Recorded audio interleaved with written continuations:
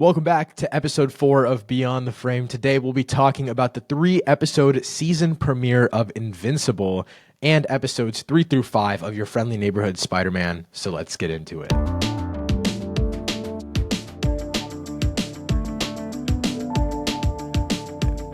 All right, so for starters, Invincible is back finally after a very, very weird schedule and rollout of the entire series so far. I mean, I couldn't believe this. Season 1 came out, I believe, 2021, which is crazy to think about. We finally got season 2, which came out last year, but it was also split up into 2 different parts, which in my opinion, that kind of sucked as well. But we're finally here. Season 3, they gave us the release schedule. Every single week, we're getting new episodes. I am so excited to talk about it in the coming weeks. But for starters, keeping it spoiler-free, talking about your initial reaction. Brantley, what did you think of episodes 1 through 3 so far? Dude, I think we are back, bro. Like season 2, I was a little disappointed. Definitely season 2 has like its high moments, but I thought it was kind of a little underwhelming. But this season, I think we're back. Like this was a great way to start off the season. I love what they're doing. Like I feel like the story, the writing is like a bit more like I don't know, like meaty now. That It's more tighter. It's tighter, and it feels like it know what it wants to talk about. Yeah. Exactly. It feels more, like intentional and like there's more to chew on. Because I feel like a problem of having Invincible, like seasons 1 and 2, I feel like it would be like kind of like, I don't know, miscellaneous or like really like I don't know, like Important non-valuable characters. things happening. And then like, oh, Yeah. boom, big moment at like the end of the episode. And like, Yeah. I feel like that was a kind of reoccurring problem. But so far with these 3, I think every like scene, every moment, it's like it's hitting. So yeah. Completely agree. This is the one. So I made like a 3-minute short about this. If you guys want to check it out, you can. It's fully spoilers. But my biggest problem, like you said, with season 2 especially, is just the fact that there is so many storylines going on, so many characters that feel unimportant. And in the comics, that works because the comics are so expansive, it's so long. And I've heard a lot of people talk about this. Apparently, they need like 15 plus seasons to even cover an ounce of what's in the comics. But the problem is, you don't have that. You can't, like, 15 seasons, that dilutes down every episode so much, in my opinion. And so you cannot focus on that. That's just not how TV works. This is a different medium. And so I like that this season, there's still a couple of things here and there. Like there's like I think the Angstrom Levy stuff, it's interesting, but they kind of just throw it in here and there in the first 3 episodes. We'll talk more in detail about that in the spoiler section, but they just throw that in there, which I didn't think was that great. That Battle Beast character is apparently returning as well because we had the one of the guys from that episode, and I know that shit is gonna be Yo. absolutely insane. I Dude, think Battle Beast coming back is gonna be insane. it's especially with like extra overpowered Mark now. You know what I mean? Like he's And only like gotten psychotic more Mark strong. a bit more Yes, kind bro. of like I think there's so much interesting stuff going on. I also think the fact that we're focusing so much more on Cecil is fucking brilliant. That dude. character is so great. I never expected, like, Um, after watching season 1 and not being like, I've always been really hesitant if I want to get into the comics, not just because I don't want things spoiled for me. This is one of those moments where I'm like, holy shit, I'm so happy I never tapped in because I'm so glad that it came out of left field. I never expected season 3 to focus on this type of stuff. And the thing that I really like about this season so far is just the fact that we know what story we're focusing on. And it feels like every episode, whether it's like the Mark and Eve stuff or the Debbie stuff, like you said, Bradley, there's always something happening that is interesting. And like key example in season 2, that whole underground part or underwater part of that season where they're battling like that king crab thing, that was all so like wasn't that fun to me. The animation I think also suits this season more because it goes back to season 1 where they're not doing as much like interstellar traveling. Like they're going to new places. Like yeah. obviously episode 1 they go to that underground place and it's super interesting, but it's aiding the budget. Whereas I feel like season 2 story wise they were doing some really crazy shit for a budget that I felt like wasn't that great, honestly. So I don't know. I will say, what do you think of the lack of Omni-Man so far? Because for me in season 2 we had him, but like a lot of it wasn't really interesting to me. Honestly, I mean, so far I don't mind it, especially because I like how we are putting a like they're putting a lot of focus on Oliver and kind of like the Mhm. parallels between him and Omni Man. I think that's super sick. Something like the moment where like maybe they all kind of cross paths again, like it's gonna like definitely kind of Have more have a bit heft. more weight to it, yeah, because like Mhm. we've they built up this idea of Oliver and Omni Man having like these similar kind of ideologies and views on things. So I think that's gonna be really interesting to see, like kind of when they all meet up again. The level of greatness that was season one, it feels like season three is finally recapturing that at least a little bit. And I think it's also just because there's so many more interesting, like just Mark things going on. Season two focused on so much like otherworldly things with all these other characters, and we're so dialed in on Mark. I absolutely love it so far. I guess before we get into spoilers, or I'm gonna ask you this question. If it is a spoiler, then we'll get into spoiler talk. But what is your favorite plot of the first three episodes so far? If you think it's a spoiler, we'll just get into spoiler talk. But Oh yeah, it's hard because the season stuff is really good, but I think, yeah, no, I think that probably is my favorite. Like just kind of Cecil and Mark being like at odds. I think that's just Mhm. really good right now. But I mean, honestly, everything's hitting, bro. Like between that and the Oliver stuff too, it's like I can't Yeah. really even decide. Like, but I would have to lean more towards the Cecil and Mark conflict. Yeah, I agree. I think the See Some Mark stuff is my favorite, also because it leads into the Guardians of the Globe stuff and the way that all of those politics are in tension. I never really the Guardians of the Globe subplot was so unexpected. Okay, I think it's also I love this season so much because season two didn't do much for me, like plot wise. Like it was all Yeah, same like here. where the Guardians of the Globe weren't even that interesting last season. It feels like it was just Mark doing travel. Like, and we mentioned this before we started recording, but a lot of season two is just collateral from season one. You know what I mean? There was just so much they had to make up for, and I guess the mixing of time and stuff like that. Before we get into spoilers, last spoiler-free thing to talk about is the animation, which Brantley and I have been very vocal. Yeah. I do want to say, I want to say right out of the gate, they started doing this really interesting thing this season where they will throw in 3D assets into this 2D animation. They do it when Mark is like bench pressing that thing that they say is the weight of the moon. They Yeah. also do it in a couple of character moments. I believe it's like the post credit scene of episode two where we see the alien and we see Omni Man in like a prison thing, and the whole like world is a 3D asset and it's shifting as the background stays still. There's a couple of interesting things that they're doing, but I really, really hope that. And obviously, I know that they can't change it in a major way because the show is already three seasons deep. But I do see a little bit of a vision of the direction they're trying to go in. I just don't know how deep into that vision they're going to go. But I guess, what are your thoughts? Yeah, I mean, I don't know, man. I feel like I kind of lost faith after season two came out because I remember Season they two, dropped that Comic Con teaser that looked crisp, bro, clean. insane. Everyone thought, oh, that's where the show's going, like direction wise, like visually. And then we get season two, it looks just like season one. Like that was Yeah. the craziest, like I don't know, like troll promo I've ever seen in my life. Like it didn't make any sense. I don't get why the show doesn't look like that. Um, but overall, I mean, I think the show, the animation always has been like serviceable. I don't think it's like Yeah, it it's looks never been terrible. bad. Exactly. So I think like it kind of it gets the job done, but I can't say it necessarily sticks out. I think for me, yeah, the story is really what's keeping me here for sure. I'm not really here for like 100%. a visual masterclass or anything, but I think the animation, it definitely gets the job done. I guess getting into spoilers, I just want to hit on a couple of main plot points that are going on. Firstly, I guess I'd say the smallest but most important to me in my heart is Adam, Eve, and Mark. We finally got them. Like I've Yeah, been waiting man. for this since like day one of watching this show. What did you think of that? And why was Mark so based when he said that? Why is this harder than fighting aliens? No, for real. That I love their plot. Honestly, I was shocked that they got together in these three episodes. I thought it was gonna be a thing where it was like I thought it was gonna be a thing the dragged whole out through the season. whole season. Yeah, and maybe like right at the end of the season they get together.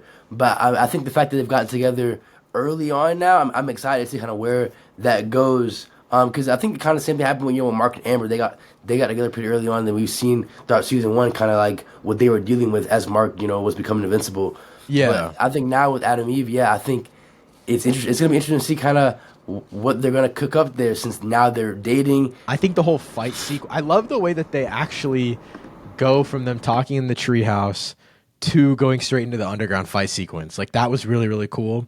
and then the way that all of this like leads from one character to another, the transition from episode 1 to episode 2 was insane. There's so much. I literally have the pictures pulled up on my phone from my video, by the way, because we got to go through this like bar for bar. So obviously we have that fight scene or we have the conversation that they have in the treehouse, and then we have the fight scene underground, and then we have Invincible and Eve. By the way, I still don't understand Invincible's power scale at all. I do not get it. Like, he gets whooped by the smallest things ever, and then he'll. I don't know. I think that's just the joke of the show, though. You know what I mean? Like, I think Yeah, everyone no, understands. I do agree though. It doesn't make it, especially when like they spent all of episode 1 establishing like how much how stronger strong these he guys, is. and we really did not see bro like really And he put that still to got good whooped by the use. Mauler twins in the episode Yeah, 3. You know what I mean? Like, it's the like same thing that happened in season 1. I agree. Yeah, it Um, doesn't make sense. But anyways, yeah, so we get that fight sequence, and then that leads us into him or Cecil bringing those like robot things down, which obviously marked out that Cecil had like cut them out, whatever, killed them, Yeah, put them in jail, whatever it may be. And then we get Mark or Cecil takes Mark into the White Room, which was the yeah, craziest thing ever. That dude. shit genuinely changed my life. Like that reveal was so good. And then obviously that leads us into episode 2, which is, in my opinion, unless I'm forgetting, like I need to rewatch season 1, but unless I'm forgetting some like essential moment, it is one of the best episodes of the entire series. Like this is the massacre episode. This is the him fighting the robots in the Red Room episode. Like, this is insane I would have stuff. to I don't know. agree. I no, definitely. I think people talk about, of course, like the big moment at the end of like the season 1 like premiere with Omni Man, so like Yeah, that. yeah. I feel like this is the closest I've been back to feeling like that level of like, yo, like what's Dude, going on? fear. Like, What the fuck is yeah, happening? Yeah. like, dude, like when Mark was just kind of going crazy. Even when he first went to choke Cecil, bro, I was like, Oh yo, my god, if you ever I was come like, here, oh my yo, god, that shit, dude. And the reflection in his goggles, holy fuck, yeah. man. Holy I was like, shit. this is crazy. It was so good. And have you seen that still on Twitter where it's the end of episode 1 next to the end of this episode, and it's like all the Guardians of the Globe are splattered on the ground, and then it's all of the robots splattered on the other I didn't side. even think It's about that. crazy. It's because it's in the That's same room. crazy. It's everything. Yeah. It's so good. And like obviously to an extent, it does prove Cecil's point of you are just like your dad. I guess on the moral dilemma side of it, would you agree to putting a weapon in Mark's head without him knowing? Honestly, yeah, because I feel like Yeah. I agree. Like when he was, yeah, because like Cecil, like I can still trust you, but I just can't take any risk after what your dad did. Like I couldn't take that risk with anybody. Like you got to get that microchip, buddy. Like I'm sorry. I see Gonna Cecil's point, but I also see Invincible's point. You know what I mean? Like I Oh, still see like why definitely. Invincible obviously wouldn't want that. So, yeah, that was really funny. And then I think the Red Room fight scene, the whole fact that like Invincible's trying to get to the Guardians of the Globe without getting like without Cecil knocking him down, like I do like that idea a lot. I think just the addition of Oliver like has added so many like oh just my layers to god, the it's so story. many yeah. Like he's Dude, changed the everything. end of episode 3 where he's literally like, I don't value any human life. I'm like, holy shit, man. What are we cooking? What No, we are for real. so like Omni Man 2.0. When he said Kid Omni Man, oh my god, I knew it was over. I Yeah. knew it was over, bro. Um, what do you think of Mark's new suit? I didn't think you were gonna get it in episode 3, to be honest. Yeah, no, neither did I. I didn't think we were gonna get it, but dude, I like it. I mean, ever since people have been posting about it since like season 1, bro, I was like, this is gonna look I need tough. this. Like, I definitely like the color scheme, bro. The blue and black is hard. I wasn't originally gonna make a final video on Invincible because I'm gonna be at South by the film festival Yeah, when the finale comes out. I'm thinking of skipping movies that day. I'm thinking of just hitting like a midnight movie that night and making a whole video. If this season can yeah, somehow keep up this pace, because this shit is insane. it is. It is. I think just everything's hitting right now. I'm really excited to see kind of where everything goes. Yeah, man, it is hitting. I think we go give our quick scores for every episode because I feel like Invincible, they're long enough to where like we get a lot of meat every episode. Oh, for Or I guess sure. not scores. I guess rank them. Rank the first 3 episodes. If you want to go first, or if you need time to think, I can go first. Yeah, you can go first, actually. Okay, I'm gonna go. In last place is episode 1. I think it's Okay. an amazing episode, but I think that Doctor Villain is just not super interesting to me. No, I Um, agree. And then I go episode. Fuck. God damn it. Yeah, I no. think I go episode 3. I think I just go episode 3 because it's interesting, but it is the episode that focuses on it focuses on too many things. Like it's trying to set up a lot of different things. It's where we get the Battle Beast tease. It's all the stuff with Oliver, a little bit of the stuff with Cecil. Like we're trying to cover too many things at once. And then episode 2, I'm gonna go number 1 just because of the Red Room fight scene and the massacre of the bots in the army or in like the golden superhero layer thing, and then threatening of Cecil and all that kind of stuff. And then obviously we get our first tease of Oliver trying to go help Mark in a fight. So yeah, I'm gonna go 1, 3, and 2. What about you?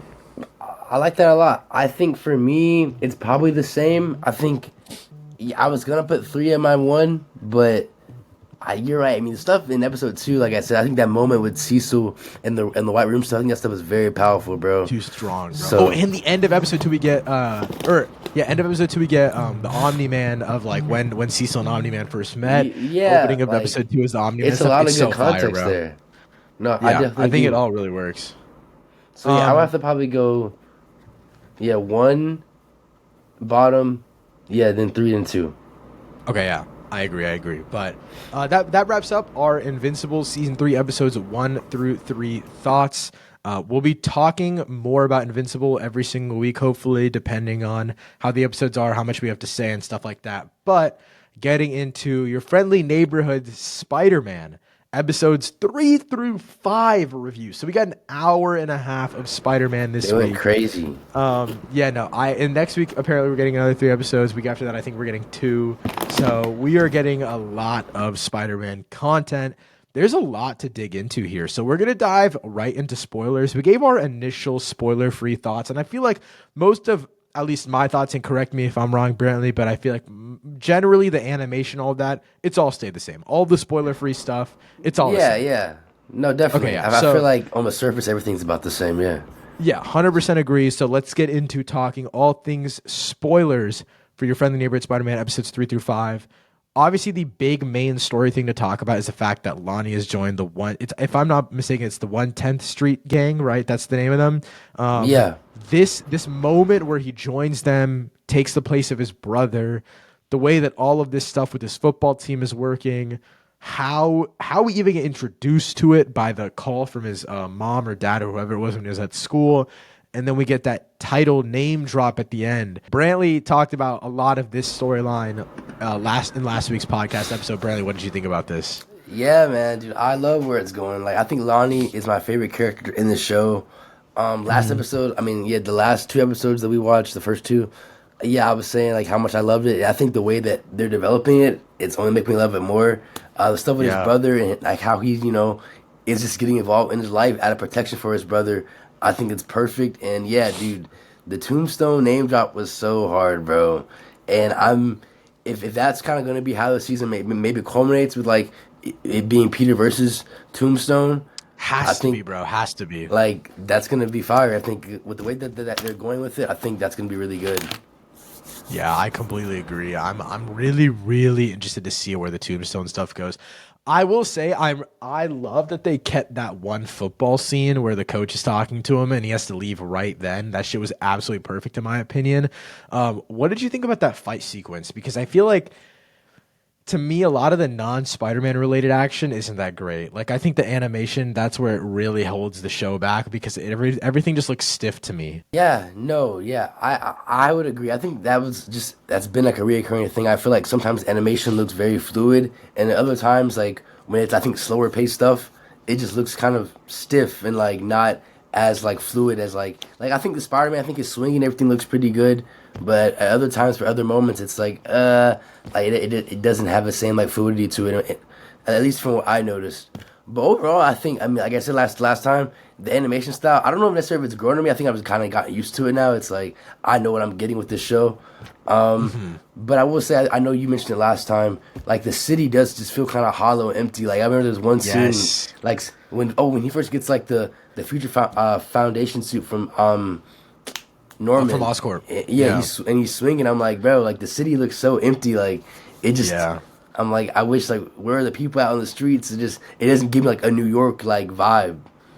Yeah, I agree. I think it's just a budget thing, and I think since they're making seasons 2 and 3, and hopefully this is the case. I mean, we said this with Invincible, and it didn't really happen, sadly. But Yeah. I mean, I think it'll happen with Batman Cape Crusader, which I'm very, very excited for season 2, which should come out sometime this year or next. But I'm really interested to see how they go about populating the city more, especially since we know we're already getting a season 2, and we also just have so many more characters, and so much more like.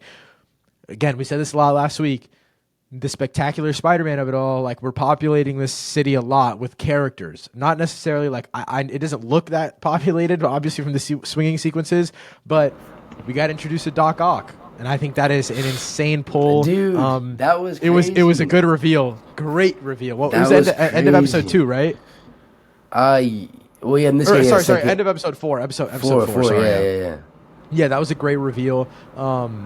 I I did want to circle back to this from last week's episode. We had a little theory time about how if Norman was going to be a hero or a villain. I think he's going to stay a hero. Like, I don't think he's going to be a villainous character really, but I think Harry could turn into a villain because Mm, they talked a lot about how like they spent a lot of time when Peter and Harry were first getting to know each other about how Harry doesn't have much to do, like in general. Like yeah, and I feel like if Peter lets him go, or like you know what I mean, at some point a rift is between them, then Harry can use all of his dad's assets to become a badder person. You know what I mean? Like becoming a villain type. And this, I'm talking like 2 seasons down the line. Like this is still much further down. Like I honestly, because we have Doc Ock and Tombstone in the works, I don't think anything else is exactly. really gonna come together. I think we're setting our villains here. We have 5 episodes left. I think we're just setting up villains at this point. No, definitely. I think like a lot of stuff that we're gonna see from this season is gonna pay off in season two. But yeah, like you said, I think Norman's gonna at least stay good for now. But I think yeah, with the way that this show keeps kind of changing things, but keeping some things the same, giving it that Yeah. unpredictable feel. I maybe Norman will just be good throughout the whole thing. Yeah, maybe Harry will be the one that becomes evil and stuff like that. Yeah. I mean, again, I I don't would again, love. I don't think it'll be super soon though. Yeah, yeah, definitely not super soon. But I can see, just things down the line for sure. I've always loved the idea of like Harry being like a Venom or something like that compared to like an Eddie. I think that could be Yeah. cool if this show I does think something that'd like be that really down the cool. line. So yeah, I really really like what this show is doing, but especially like yeah the Lonnie stuff. I think it's perfect. But yeah, the Doc Ock reveal, dude, and the fact that he looks like straight out of the comics too, bro. Like the Straight out of the glass, comics I is was so like, good. yo, like he looks perfect. It's crazy. Yeah. I'm surprised. I think all it's really interesting to me because so many of the characters it's so many of the characters are like, okay, cool. We are gonna make them not anything like the comics at all. And then the other ones are like, we're taking them, ripping them straight out of the comics, like Doc Ock, obviously. I guess I can't think of many other things. I really like that they included the Ben stuff in this set of episodes where they're talking about how they're trying to get rid of some of these things. It just humanizes Peter a little bit more. And I Exactly. love I love the moral dilemma that Peter has working with Norman. I think that's what separates this type of Spider-Man story from what we got in Spectacular Spider-Man, which don't get me wrong, I really really like Spectacular Spider-Man, but this is just something completely different. And like Brantley had said last episode, it feels exactly like a modern Spider-Man should, in my opinion. Exactly. I think it's the perfect like yeah, like 2025 like I don't know, not perfect I'd say, but like the ideal what I would expect from a Ideal show like adaptation this. for sure. Yeah. And yeah, I just think it's doing some really really fresh stuff. And the fact that I see why at least so far why it's already basically have season 2 done Greenlit. and season 3 greenlit Yeah. already. So I'm very excited to see kind of what they have like down the pipeline for this. Yeah, I 100% agree. Brantley, you have any more plot points, any more spoiler things you want to mention? I'm trying to think because I feel like we hit on like the Main main stuff. Yeah, kind I of feel like two we got a things lot of like it. because I feel like right now I would say the show like It's it's setting up a definitely lot. yeah it's really you can tell it's in the setup phase for sure stuff because like even the villains right now it's like mostly kind of unknown people for the most part. I mean they mentioned Scorpion like I mean they involve Scorpion and stuff Yeah. like that, so it's like you can tell it kind of it's a slow build up. Like we got Ock, but even Ock is not Ock yet as we Oh know yeah, him. yeah, yeah. So it's like you can tell they're kind of slowly building up to like the Rogues Gallery and like the characters and storylines that we are kind of more familiar with. So it felt like the setup of I'm not gonna lie, this I literally don't have time to watch any new shows or rewatch any shows because Invincible and Your Friendly Neighborhood Spider-Man are taking over my life right now. But it is really reminding me of in the last, I think it was the last season of Spectacular Spider-Man when they set up like his Sinister Six and how it I can all see that. culminates Yeah, together. All of that works so it was so interesting because I never expected it really, and they're exactly. building it up they're building up in a very apparent way. Not necessarily Sinister Six, but actually, it is kind of. I mean, Doc Ock and Scorpion, like that's a pretty classic Sinister Six lineup so No, for far. sure. So, yeah, no, I'm really interested to see what they do there. I guess I don't know. I wouldn't say we should necessarily rank these episodes, but I feel like we're deep enough into the series. We're halfway through at this point. Brantley, do you have a score you're leaning towards so far? 5 episodes in. All right, I'd say yeah. After 5 episodes in, I'd probably give this a 7.5 out of 10. Gonna lie to you. Okay, Yeah, respectable. I Yeah, I think think I'm that's what I'm leaning gonna. towards. I think I'm leading the same way. Like I think I'm going 7.5. I think by the end.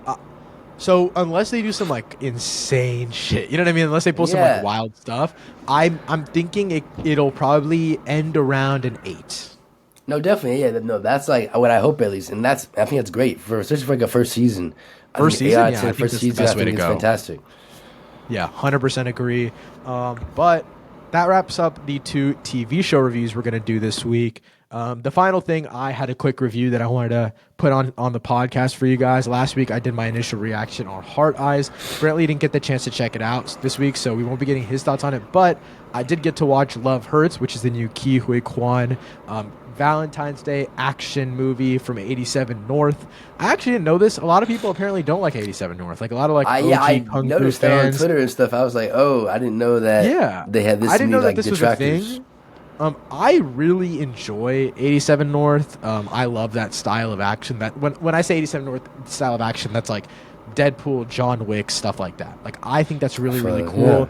It's a lot of like based on musical rhythm and stuff like that. It's not necessarily natural fighting rhythms, I guess. 87 North also did The Fall Guy, which that wasn't like a super fighting movie, and it was yeah, more stunt based, but I still really enjoyed it. This movie, guys, is not that great. Sadly, I love Kiwi Kwan and Marshawn Lynch is also in this movie. It's so fun. I love Marshawn Lynch so much, and he was in Bottoms as well. He's hilarious. yeah. I I didn't need know he him in was in more. this. I didn't know he was in it until the credits rolled, and it literally goes like in the opening credits. It goes Marshawn Beast Mode Lynch. I'm like that shit is No, so that's tough. hard. Like that's the That's coolest hard. thing ever. He's so funny, and the 3 to 4 big action set pieces are really interesting.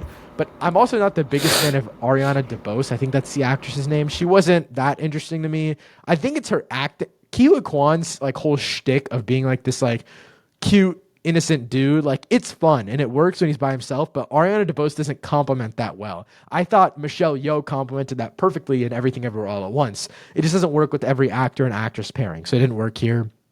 I also thought a lot of like the stereotypical like Asian people jokes, like the villain uses a boba straw to kill like 3 people. I didn't think that was really that funny. Yeah, Like every time you see the that's kind villain, of crazy. yeah, every single time you see the villain, he's like getting a new boba cup from his assistant. It's like really odd. But the director was Asian, so you know I Oh, can't say anything. well, I But guess it's it's not not like it was as weird. But bad. it was just odd though. Like it wasn't funny. Like honestly, I will say my theater was having a great time. My theater was having Yeah, an amazing time. Me and my like 4 film critic friends in our row were like, you know, this wasn't really for us. And I enjoyed my little bit of my time with it, but overall, it was just kind of lackluster. Overall, I'm gonna give Love Hurts like a 2.5 out of 5, like a 5 out of 10. Is that no? It's okay. So I did yikes, want to I want when I mentioned this yikes. movie because I didn't have that many thoughts on it. I did want to go through my my 2025 ranked so far. And Brantley, I don't know. You've seen a decent amount this year, actually. You've seen just almost as much as me. If you want to pull your list up, Yeah, let me quick see. ranking for me really quickly. I'll go bottom to top. I've seen 8 2025 releases. We're about a month in now. And number 8 is actually Love Her. It's my least favorite film of the year so far. And then that's at a 2.5 out of 5. And then Wolfman, which is also 2.5 out of 5. Flight Risk, which is a 3 out of 5. Presence, which is a 3.5 out of 5. And then in fourth place for me is Dogman, which technically I have rated lower than Presence, but I just enjoyed it so much that I put it above. That's real. That's real. And then third place is Den of Thieves 2 Pantera, 3.5 out of 5. Second place is Hard Eyes. I will say, Hard Eyes and Companion are at the same score for me. They're both like 7.5 out of 10. Yeah. You know what I mean? Like they're both 3.55. I just rounded Companion up to an 8 out of 10. I rounded it up to a 4 out of 5. But Companion is my number one. So, yeah, Bradley, how many movies you got this year? What's your ranking looking like? I only have 6 so far. So the bottom of mine, number 6, Flight Risk, bro. Oh, come on, bro. This guy hates. Right above Flight Risk, I have One of Them Days. Okay. Yeah, both are just ones that I did not enjoy very much. But everything after this, I think, it's like mid to like really, really good. Yeah. So number 4, I have Wolfman. Yeah, I mean, we talked a good amount about Wolfman. And then actually, number 3, I have Companion. Number 3 is Companion. What? Oh, I didn't know Companion was your number 3. I really like Companion. I think it's a fun time. But I think these next two, and one of these I kind of, I probably may not, I shouldn't have probably counted it, but I am counting for this year. But my number 2 is Presence. Yeah. Presence, bro. I don't know, Presence, I think that's one that might actually remain here for longer than I expect. Like, I mean, of course, we're only a month into the year for real, but I really enjoy Presence. And my number 1 is Nickel Boys, bro. I'm counting it for my 2025. I forgot you're counting that this year. I forgot that was. Yeah. I was like, what else? What else has he seen that is better than all of this? I forgot you counted Nickel Boys. Nickel Boys would easily be the best of this year, 100%. But that wraps up episode 4 of Beyond the Frame. Thank you guys so much for listening. Let us know what you guys thought of all of these projects in the comments down below. And come back next week for more thoughts on the continuation of Invincible Season 3, Your Friendly Neighborhood Spider-Man, and the newest movie releases. Thank you guys so much for listening. We'll see you guys next week. Peace.